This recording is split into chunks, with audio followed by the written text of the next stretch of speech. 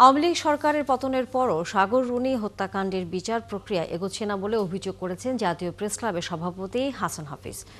শনিবার দুপুরে জাতীয় প্রেসক্লাবের সাগর রুনি হত্যাকাণ্ডের বিচার, নবম ও দশম ওয়েজ বোর্ড গঠন এবং অন্যায়ভাবে চাকরিচ্যুত সাংবাদিকদের পুনর্বহালের দাবিতে আয়োজিত বিক্ষোভ সমাবেশে তিনি একথা বলেন। সমাবেশে নেতারা সাংবাদিকদের ন্যূনতম বেতন 40,000 টাকা করার দাবি জানান।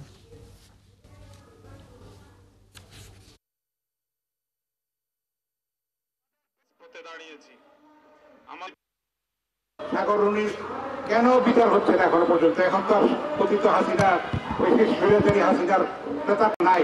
এটার জবাব সরকারকে দিতে হবে। তার মানে তাদের আন্তরিকতার অভাব আছে, সদিচ্ছার অভাব আছে, অঙ্গীকারের অভাব আছে। আমরা রাজনৈতিক দলগুলির কাছ থেকে শিষ্টাচারের প্রত্যাশা করি।